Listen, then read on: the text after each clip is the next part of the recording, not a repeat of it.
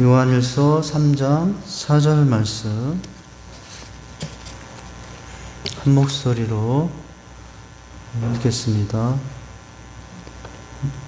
시작. 죄를 짓는 자마다 불법을 행하나니 죄는 불법이라. 우리가 오랜만에 교리학교를 하게 되는데 지금 흐름을 잠깐 본다면 우리가 어디쯤에 와 있는가? 하나님은 어떤 분이신가에 대한 신론의 내용을 봤죠. 아, 하나님이 이런 분이셨어? 하면서 우리는 그 하나님의 부궁하시고 무한하시고 영원하신 은혜와 자비와 사랑 앞에 감격했고 그 하나님이 너무나 좋았죠. 그러나 그 좋았건 또 잠시 누구를 보게 되냐면 그 앞에 여전히 죄인을 살고 있는 인간의 모습 앞에 우리는 탄식하게 되는 장면에 가운데 들어왔어요. 당분간 예수님에 대한 기독론에 가기까지는 인간론에 대한 우리 자신의 모습 때문에 오후 이 시간마다 탄식과 슬픔이 우리 안에서 나오게 될 겁니다. 그래서 이제 보면 오늘 내용의 웨스트민스터 소요리 문답이잖아요. 문과 답이잖아요. 그 유인물을 보시면 문은 14문과 15문에 대한 내용이 있죠. 그래서 죄란 무엇인가? 우리의 첫 조상이 창조된 상태로부터 타락해 된 죄는 무엇인가? 이제 이런 내용을 보게 돼요.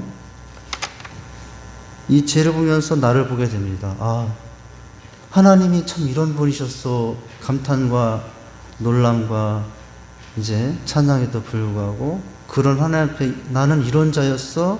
이것을 이제 보게 되거든요. 자, 이런 내용을 보게 됩니다. 이 시간에 꼭 하는 게 있죠. 웃으면 복이 와요. 하고 가겠습니다. 그 공부를 못하는 아이에게 직업에 따라 훈계하는 게 다르다고 그러네요. 부모들이 다 자식에게 공부 열심히 하라고 하잖아요. 그런데 직업마다 다르대요. 채소 가게 주인은 공부하는 아이들에게 어떻게 권면하냐면 성적에 대해서 어떻게 말하냐면 채소 가게 쑥쑥 올려라 그런답니다. 점쟁이는 자녀들에게 어떻게 공부하라고 하냐면 점점 올려라. 점수를 올리는데 채소 가게는 쑥쑥 올리라고. 점쟁이는 점점 올리라고. 한의사는 뭐라고 하는지 아세요? 한 방에 올려라. 한 방에 올려라. 성형외과 의사는 이거 되게 웃겨요. 성형외과 의사는 어떻게 고민할까요? 올라보게 올려라. 성형한지 몰라보게. 코 수술했고 입술했고 양 뼈도 다 깎았는데 보면 자연인인 거거든요. 그래서 성형외과 의사들은 어떻게 고민한다고요? 몰라보게 올려라. 이 구두 닦기 아저씨는 자녀들에게 어떻게 할 것 같아요? 답 다 나왔네. 반짝반짝 올려라. 반짝반짝. 이제 자동차 판매원에 많기도 하네.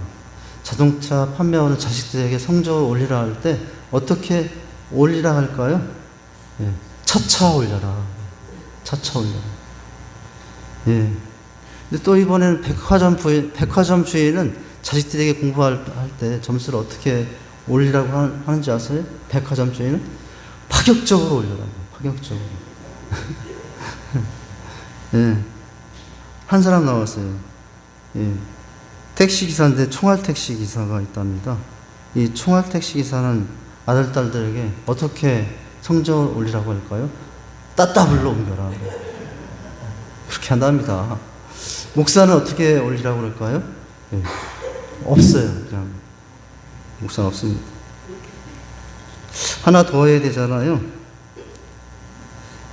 하나님이 이 땅에 오셨는데 그 하나님을 만난 아버지와 아들이 이제 예수 믿게 돼가지고 교회에 나오게 됐는데 아들의 전도로 아버지가 교회에 나오게 됐어요. 우리 아버지 꼭 구원해야 돼서 교회를 모시고 왔답니다. 근데 기도를 하는 시간이 됐는데 아들이 아들이 이렇게 기도하는 거예요. 하나님 아버지시여, 이렇게 하는 거예요. 가만히 듣고 있다가, 아버지? 그럼 난 뭐라고 해야 되지? 하다가 뭐라고 하는지 아세요? 하나님 형님이시여, 그랬다는 거예요. 왜요? 그래서 아들이, 아버지, 아빠, 하나님 아버지라고 해야지 왜 하나님 형님이시여 합니까?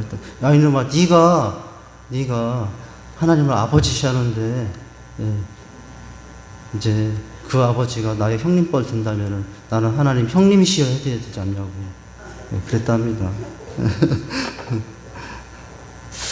웃으면 복이와였습니다. 그래도 이 아버지 너무 좋지 않습니까? 와서 하나님 형님이시여라고 해도 교회 나온 게 얼마나 복이에요. 예, 참 복받은 아버지네요. 평생을 하나님을 형님이라고 불러도 구원받으면 그거보다 더 감사한 게 어디 있어요? 할렐루야. 예, 웃으면 복이 와였습니다. 오전의 내용이 좀 심각해서 우리 성도들이 막 심각했었는데 오후라도 좀 이렇게 웃게 해야지. 할렐루야. 오늘 내용 봅니다. 자, 하나님에 대한 감격이 끝나자 인간에 대한 한숨과 탄심이 이제 우리가 보게 되는데, 첫 문장의 내용이 이제 설명이 되어 있습니다. 제13문과 제13은 제15문에서는 어떤 내용들이 있는지 흐름을 알고 이제 질문에 답을 하며 은혜 받으려 합니다. 첫 문장은 이렇게 시작이 됩니다. 지난 13문에서는 아담이 누구를 향해 죄를 지음으로? 하나님을 향해 죄를 지음으로 타락했다고 했고요. 예. 그리고 오늘 14문에서는 죄가 무엇인지를 정의하고, 죄가 무엇인지, 그리고 또 이어서 15문에서는 예, 죄의 내용을 밝히고 있습니다. 오늘 공부를 통해 죄의 정의를 다시 한번 확인하고 하나님을 반대하고 반역한 죄가 우리 중에는 없도록 하기 위한 결단, 이것이 오늘 내용의 목표예요. 내가 이럴 수밖에 없는 죄인이구나 라고 끝나는 것이 아니라, 그러니 나는 그렇게 되면 안 되겠다 하는 것이 오늘의 목표인 거잖아요. 자, 그 목표는 우리가 마지막 끝날 쯤에 그 다짐을 하게 될 텐데, 이제 질문부터 보죠. 제 14문의 질문, 자, 보라색입니다. 시작. 죄가 무엇입니까? 답은 뭐였어요? 답 초록색입니다. 시작. 죄는 하나님의 법을 순종함에 있어서 부족하거나 혹은 그 법을 어기는 거예요. 여기에 보면 죄는 두 가지예요. 부족하거나 어기는 것. 이 두 가지예요. 저는 이 내용을 보면서 앞부분에 이거 그렇구나 라는 것을 쳤던 부분이, 부족한 것도 죄라는 거였어요. 부족한 것. 우리가 죄라고 하면 어기는 것만 죄로 생각하잖아요. 근데 이 소유로운 답, 웨스트민스터의 답은 어기는 것만 죄가 아니라 무엇도 심지어 죄라고 하고 있냐면 부족한 것도 죄라고 하는 것. 저도 다시 한번 생각하게 된 내용이었어요. 자, 그리고 15분 15번째 질문, 보라색의 질문은 뭡니까? 시작. 우리의 첫 조상이 창조된 상태로부터 타락하게 된 죄는 무엇이냐? 답은 뭐죠? 초록색. 시작. 우리의 첫 조상이 창조된 상태에서 타락하게 된 죄는 금진 열매를 먹은 것이에요. 자, 이 문답을 통해서 정의한 내용이 이제 그 뒤에 나온 하나님의 법에 대해서는 지난번에 자연법, 시민법, 이제 양심법 이런 것에 대해서는 지난주에 봤고, 이제 오늘은 죄 정의를 봅니다. 죄 정의는 오늘 중요한 것은 두 가지예요. 이거 기억하면 돼요.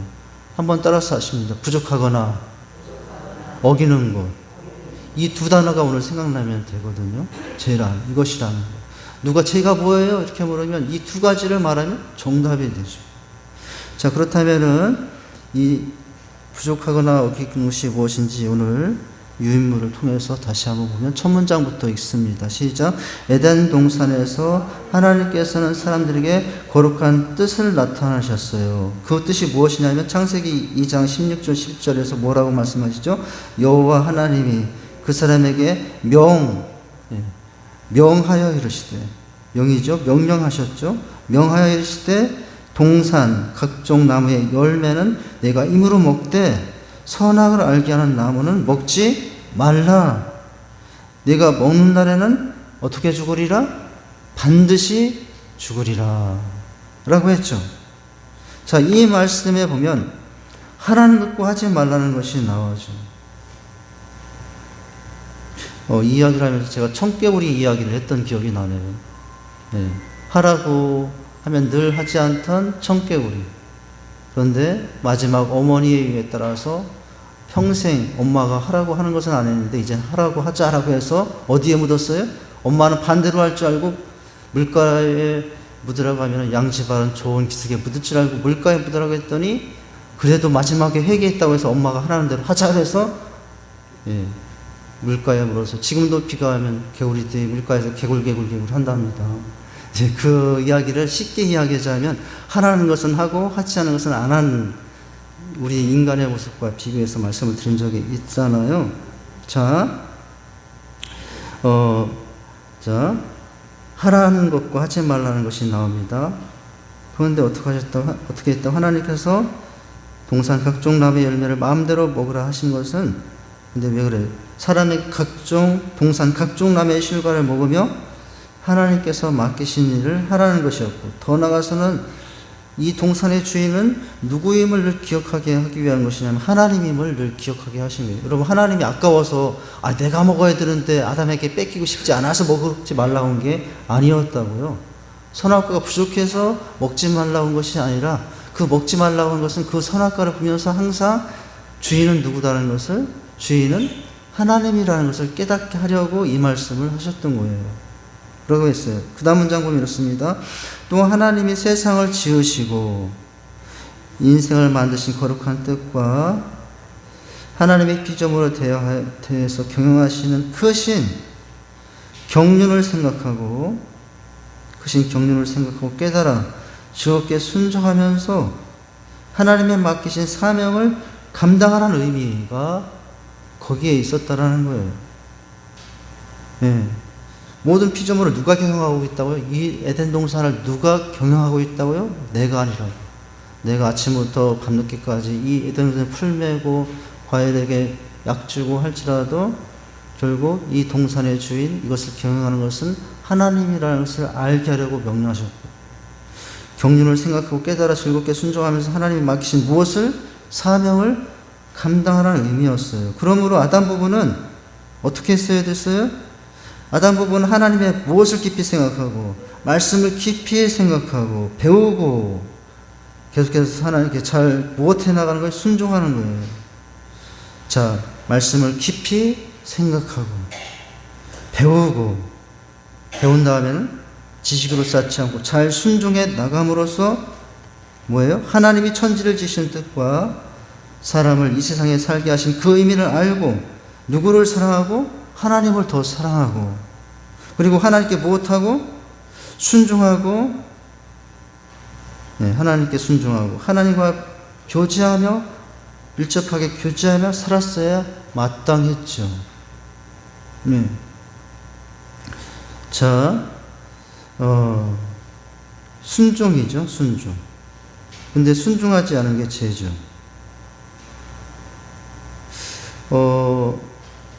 여러분, 그런데 이 상황에서 에덴은 왜 순종하지 못했을까 하는 거죠.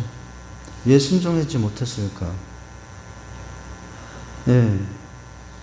순종하기 힘들었던 것은 이 아담과 하와가 이미 받은 것이 얼마나 큰 것인가를 알지 못했기 때문에 순종하지 못했어요. 이 에덴 동산이 다 누구 거로 줬죠? 자기들 거잖아요. 그래서 순종하지 못했어요. 여러분, 우리가 살아갈 때도 순종하지 못하는 이유 중에 한 가지가 있어요. 하나님께 얼마나 많은 것을 받은 것인가를 망각하고 사니까 순종이 어려운 거예요. 여러분, 순종하기 쉬워지는 방법이 있어요. 뭐죠? 하나님께 못 받은 것이 없다. 받을 만큼 받았고 가장 좋은 것들을 받았다고 생각하는 사람은 늘 하나님께 순종합니다. 에덴 동산이라고 하는 어디에도 누구에게도 주지 않은 그것을 이미 자격이 있다는 것을 제대로 알았다면 순종했겠죠. 그렇죠? 여러분, 나는 순종과 관련해서 순종하는 것이 기뻐하는 삶입니까? 순종할 때마다 너무 어려워합니까? 순종할 때마다 너무 어려워하고 있는 건 아니에요? 순종할 때마다 오히려 기뻐하고 있습니까? 어려워하고 있습니까? 순종하는 말씀 앞에 여러분 기쁨으로 나아가 순종하며 더 큰 기쁨을 누리고 있습니까? 아니면 순종이라는 말씀 앞에 늘 부담감에 여러분 예, 감사합니다. 그러나 그렇지 않은 성도들도 있다는 거죠. 여러분 오늘 이 아담의 마음이 그렇죠. 하나님의 말씀 앞에 여러분 말씀만 하면 또 무슨 복을 주려고 이렇게 말씀하시나. 할렐루야. 여러분 그렇게 들을 수 있기를 바랍니다. 그렇게 들어야 순종이 쉬워지고 순종이 기쁨이 있게 되는 거예요. 또 하나님 뭘 뺏어가시려고 이렇게 순종하라고 하지?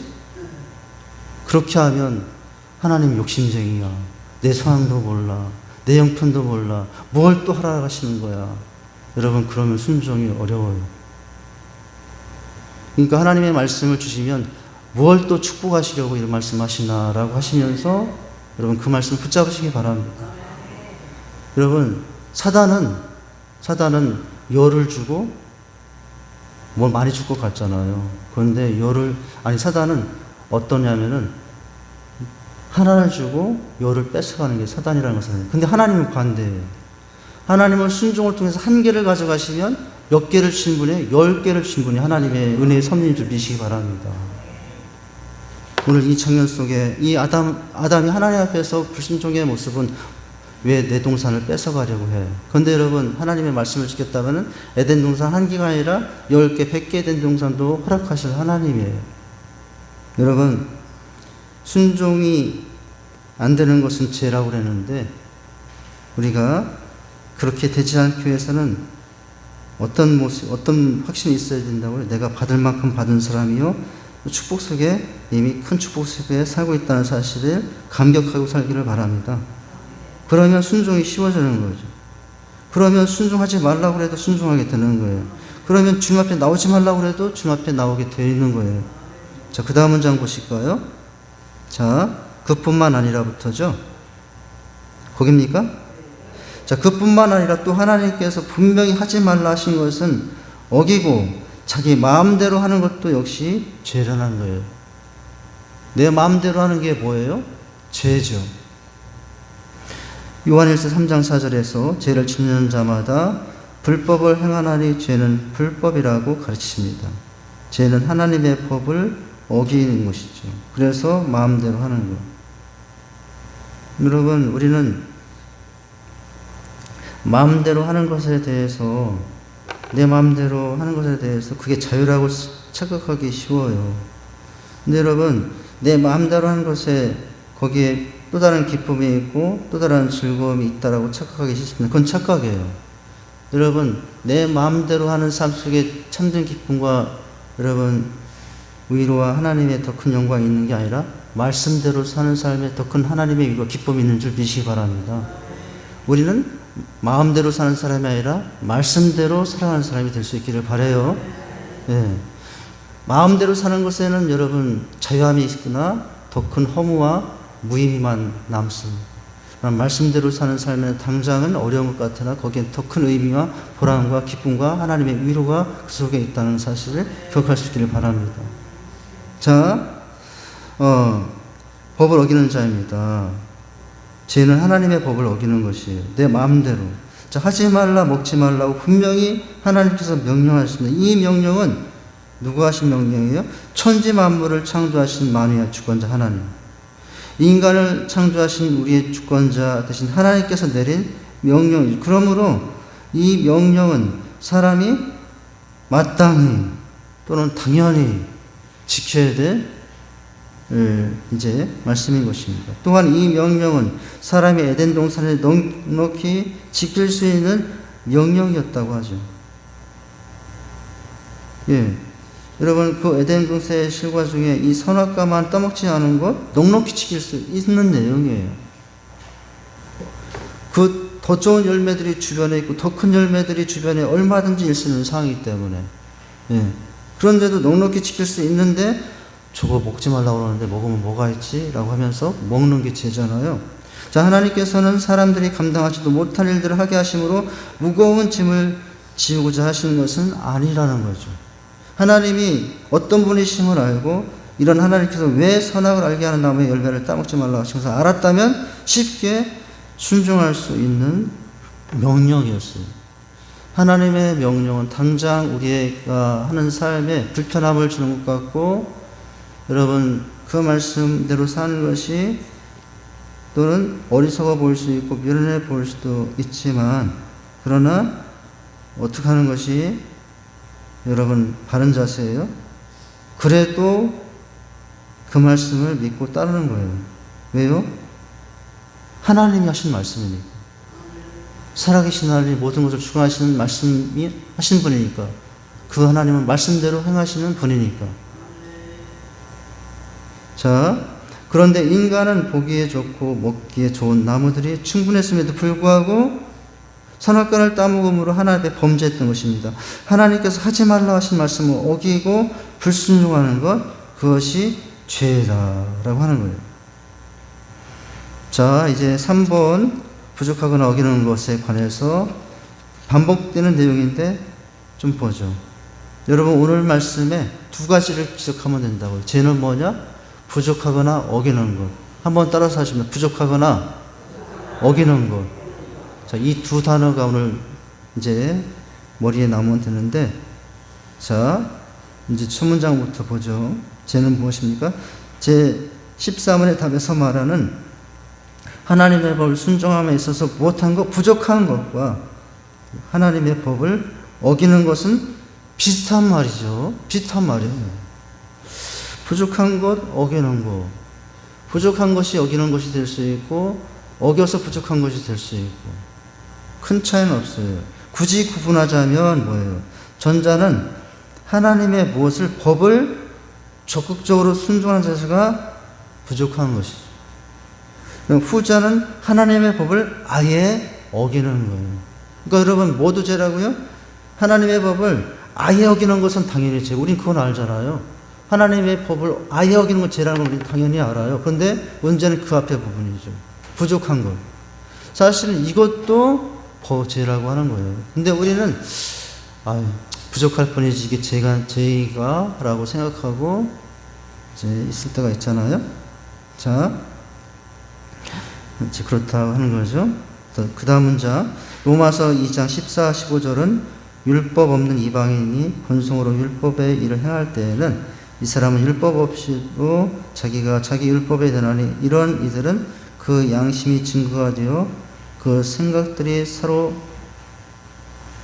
혹은 고발하며 혹은 변명하며 그 마음에 새긴 율법의 행위를 나타내라고 했습니다. 이 구절은 율법 없는 이방인들, 즉 하나님을 모르는 사람들이 비록 율법은 가지고 있지 못해도, 율법은 없는데도 마음의 본성이 율법의 일을, 곧 율법의 규정하는 선한 일을 수행한다는 뜻이에요. 여러분 심지어 하나님의 법을 모르는 사람일지라도 본성이 이것은 해야 되고 이것은 하지 말아야 된다는 것을 깨달아서 하나님의 법을 몰라도 지키는 사람도 심지어 있다는 거예요. 그런데 우리는 어떠냐는 거예요.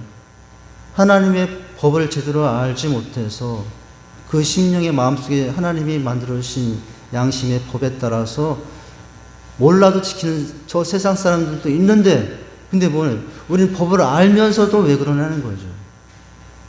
우리는 법을 알잖아요. 밖에 사람들이 그렇게 하는 것은 법을 알지 못해서라고도 할 수 있고, 심지어는 법을 알지 못하는데도 하나님의 법에서 어긋나지 않은 사람도 있는데, 심지어 저 밖에 사람들. 그런데 너희는 왜 그러냐는 거죠.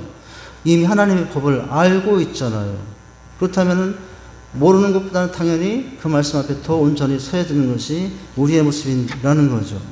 자, 그 다음 문장 보면 14절에 본성으로서, 이 하나님의 본성으로는 사람의 일반적 본성을 말하는 것으로 이방인들의 행동도 합리적이며 선한 경우가 많은 것은 이 법이 그들의 삶 속에서 기능을 발휘하고 있다는 증거예요. 네. 이방이나 불신자들에게 있어서 인간의 본성이 인간에게 하나님의 말씀이 율법의 역할을 감당했던 거죠. 그들에게 법은 주어지지 않았지만 선한 본성이, 하나님께서 심겨놓은 선한 본성에 의해서 여러분 하나님께서 지켜야 될 그 법을 지키는 일을 감당한다는 거예요. 누구도요. 믿지 않는 저 세상 사람들도. 그런데 문제는 하나님의 복을 가지고 있는 너희는 왜 그러냐는 거예요. 자, 그런데 아담은 그 마음에 양심법도 있었고, 우리예요. 아담은 우리예요. 양심법도 있어요. 믿지 않은 저 사람도 양심법에 따라서 이건 해야 될 것이라는 거 하는데, 여러분은 양심법만 있는 게 아니라 직접 하나님 말씀을 들었음에도 왜 그러냐는 것이죠. 여러분, 그런데 아담은 그 마음에 무엇도 있었고 양심의 법도 있었고 하나님 주신 선악과 금지 명령도 함께 있었습니다. 그러니 그가 범죄한 것은 얼마나 큰 죄인가라는 거죠. 죄 중에 무슨 죄가 있냐면 괘씸죄가 있거든요. 괘씸죄. 괘씸죄는 더 큰 형량과 벌금이 나올 수 있어요. 알고도 모르고. 모르고 그런 일을 행하면은 정상 참작이 돼요. 초범이라 정상 참작이 되고 세상 법정도 그래요. 근데 세상 법정도 알고서 그랬다면 형량이 더 추가가 되고 벌금도 더 많을 수 있거든요. 지금 이 아담은 괘씸이 양심의 법만 가지고도 지키는 세상 사람도 있는데 양심의 법도 있고 하나님의 말씀을 들었음에도 어기고 있으니까 더 괘씸하죠. 그런데 사실은 그 괘씸한 사람이 우리들이에요. 우리들. 자, 신자인 우리들의 마음에도 양심의 법과 말씀의 법이 공존하죠. 공존합니다. 양심의 법, 말씀의 법. 따라서 우리가 범죄하는 것도 하나님 앞에서는 큰 제약이 되므로 항상 조심하고 말씀을 따라 살기 위해서 노력해야 할 것입니다. 할렐루야. 이렇게 살아야 돼요. 자, 이것을 생각하면서, 그러니까 여러분, 우리의 죄성이 얼마나 강한가. 양심의 법만 가지고도 지키는 저 세상 밖에 하나님을 모르는 사람도 있는데, 심지어 우리 양심법도 있고 하나님의 말씀에 주었는데도 여전히 내 고집을 내려놓지 않고 내 상황을 이야기하면서 여러분 따라가지 못하고 변명하고 지키지 않는 우리의 그 모습은 다 어디에서 기인되었냐면 내 안에서도 남아있는 죄성에서 나오는 거예요. 그 죄성을 얼마나 우리가 다스리고 사느냐 그 순이 다를 뿐이에요. 사실은 그 죄성에 따라서 열이면 10가지 어기는 사람이 있는가 하면은 그 죄성이 있음에도 불구하고 열에 한 가지만 하고 열에 9가지는 지키기도 하죠. 여러분, 나는 지금 어떤 수준에 와 있습니까? 이것은 내 형편의 문제도 아니고 내 상황의 문제도 아니라 내 마음속에 남아있는 양심의 문제이고 죄성의 문제라는 것을 알아야 돼요. 내 형편 때문이다라고 여러분 수박 코타키식으로 여러분 하나님께 변명하기는 하나님 속지 않으시죠. 내 형편 때문이 아니라 사실은 내 삶에 내 마음에 있는 이제 뭐 때문이라는 거예요? 죄성 때문이다. 우리가 할 것은 그 죄성을 하나님 앞에 늘 고백하는 거예요. 그 죄성을 하나님 앞에 늘 내려놓는 거예요. 그 사람이 거기에서 벗어나 하나님의 말씀을 온전히 다시 행할 수 있는 사람이 됩니다. 그래서 인간이 할 것은 오직 회개예요. 첫 번째도 회개고 두 번째도 회개고 세 번째도 회개고 그 신 앞에서 인간이 우리가 하고 회개할 것은 이제 다음에 볼 기도문 앞에 누구 앞에서 누구의 이름으로 회개하는 것이냐면 예수 앞에서 예수님의 이름으로 회개하는 것입니다. 이 길이 우리에게 있다는 것이 축복 중에 축복임을 알아야 됩니다. 그런데 저 밖에서 사람들은 이 모습을 취할 수가 없어요. 죄인 것을 알면서도 그냥 스스로만 양심이 후회만 하고 살 뿐이지 하나님 앞에 내려놓고 회개하면서 해결받고 살지 못하는 게 저 밖의 사람들의 죄인된 모습입니다. 똑같은 죄인이 틀려요. 똑같은 죄인, 저 밖의 사람들의 죄인들은 늘 후회하고 가슴만 치고 있지만 똑같은 죄인인데 우리는 여러분 누구 앞에 가서 하나님 앞에 아버지 하나님 앞에 누구의 이름으로 가서 우리의 모든 죄를 감당하신 예수님의 이름으로 가서 여러분 그 죄를 씻음받고 살고 있으니 여러분 얼마나 놀라우신 은혜입니까? 자, 부족한 것 없고 어기는 것이 있잖아요. 다시 한번 반복되는 내용인데 한번 더 보죠. 이 반복하는 것은 좀 더 확실히 깨닫기 위해서 제13은 자, 죄의 문제를 논하고 있는데 이 죄의 본질은 근본적으로 하나님을 떠나는 것과 또 뭐예요? 그분의 존재나 권위를 인정하지 않는 것. 이것도 죄라고요. 우리는 그냥 하나님 떠나는 것, 하지 말라 하는 것을 하는 것, 또는 해야 될 것을 하지 않는 것 정도로만 생각하지, 무엇도 죄예요? 하나님을 떠나 있는 것도 죄고, 무엇도 죄예요? 하나님의 존재를 인정하지 않는 것도 죄요. 하나님의 권위를 인정하지 않는 것도 죄라고요. 하나님을 믿는데 하나님의 권위를 인정하지 않는 성도들도 많아요. 그런데 그건 죄라고 합니다. 그분을 구하지 않고 그분의 명령을 순종하지 않는 것, 그것은 불법입니다. 그래서 사도 요한은 죄를 지는 자마다 불법을 행하느니 죄는 불법이라고 말씀을 하셨죠. 사람들이 왜 그러냐면 사실은 하나님을 어기고 내 마음대로 사는 삶에도 기쁨이 나름대로 있기 때문에 그렇게 삽니다. 여러분, 죄에도 기쁨과 즐거움이 있어요. 근데 죄로부터 나오는 기쁨과 즐거움은 영원한 기쁨과 즐거움이 되지 못합니다. 그러나 우리에게는 그런 기쁨보다 더 큰 기쁨이 있는데 순종하여 따를 때, 여러분, 그때는 어떤 기쁨이 있어요? 불순종하여 죄를 범할 때 기쁨과는 비교할 수 없는 참된 더 기쁨이 이제 있게 되는 거예요. 그래서 우리가 순종하는 것은 여러분 바로 그 기쁨과 그 하나님의 위로를 생각하며 또 그렇게 하게 되는 거죠. 죄에 대한 문제를 다룸에 있어서 죄를 보통 율법을 어기는 것 정도로만 생각하는 경향이 있다. 그러나 죄는 하나님의 말씀에 대한 적극적인 순종의 부족, 이것도 뭐라고요? 어기는 정도가 아니라 순종의 부족도 죄라고 하고 있습니다. 하나님의 권위와 그 말씀의 권위, 그리고 하나님 앞에서 믿음으로 행하지 않은 그 모든 것이 죄다라고 하고 있죠. 우리가 이 죄 문제가 죄가 만연되고 전적인 타락과 부패한 인간으로서 존재하는 지금의 인간 존재에 너무 어렵게 생각하는 문제가 될지 모릅니다. 그러나 죄는 하나님의 말씀을 적극적으로 순종하지 않는 것 또한 큰 죄라는 거예요. 우리는 이제 그 다음에 어기는 거죠.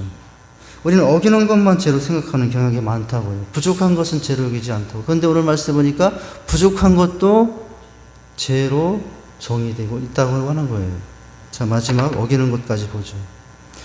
다음으로 죄란 하나님의 말씀을 어기는 거예요.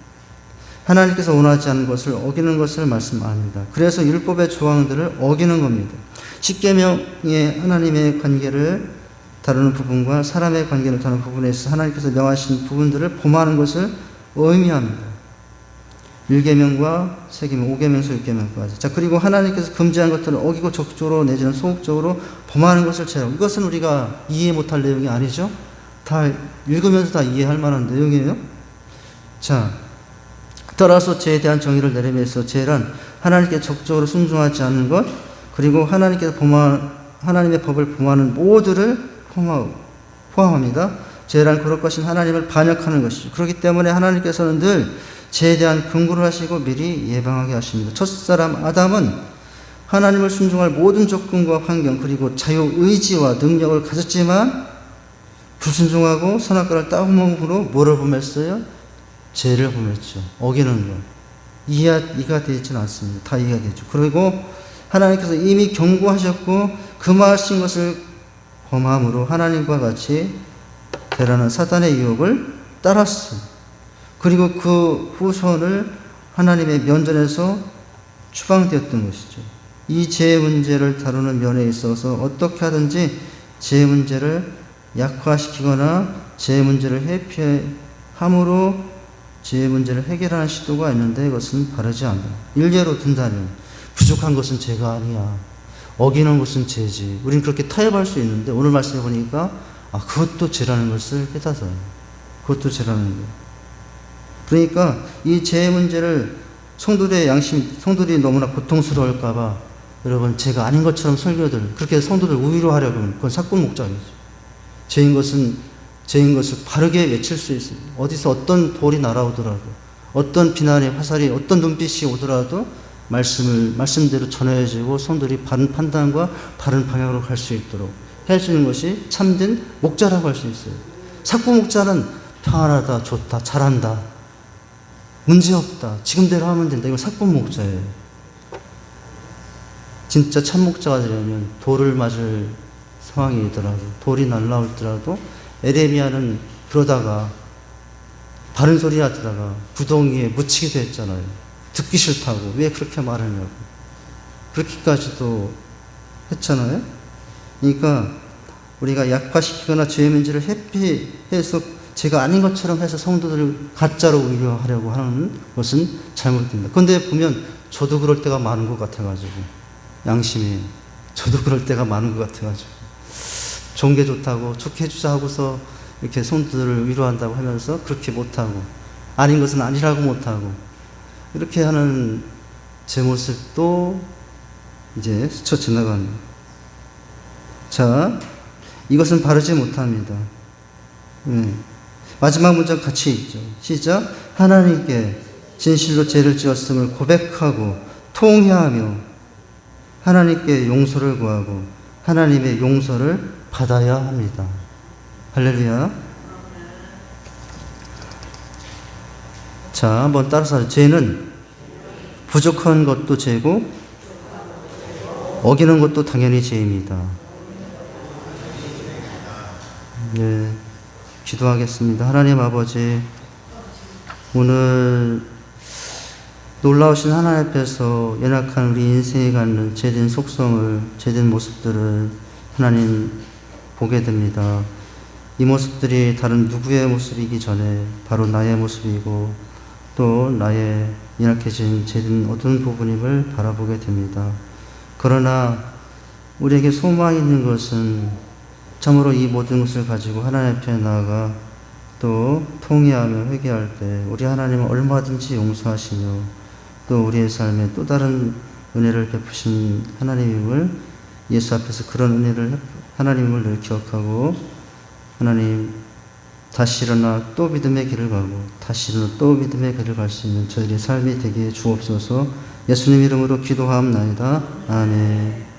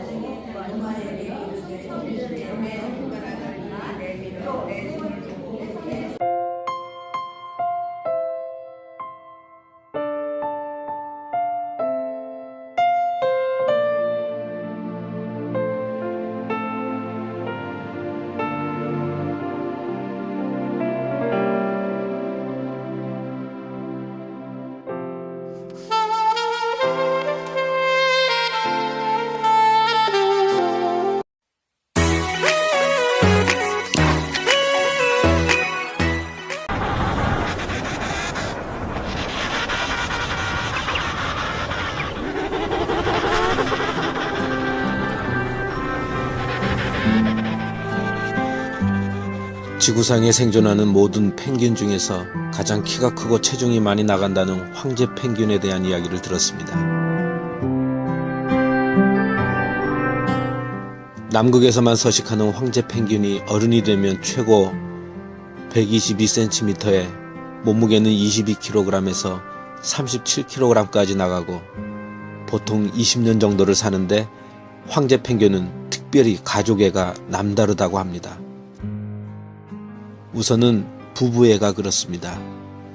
철저한 일부일처제로 살아있을 때도 서로 바람을 피우지 않고 금실이 좋은 것은 물론 배우자가 죽으면 따라 죽기까지 한답니다.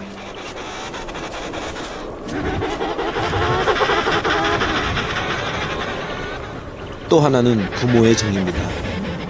새끼를 낳은 암컷이 바다로 돌아가서 먹이를 충분히 먹고 돌아올 때까지 수컷은 영하 60도까지 기온이 떨어지는 추운 겨울 약 4개월간 알을 자기 발등에 올려놓고 품는다고 합니다. 그러다가 알이 부화하면 수컷은 4개월간 윗속에 간직했던 물고기를 한번 새끼에게 준다고도 하죠. 암컷이 돌아오면 수컷이 역할 교대를 하여 바다로 먹이를 섭취하러 나가고 암컷이 새끼를 돌보게 되는 것이죠.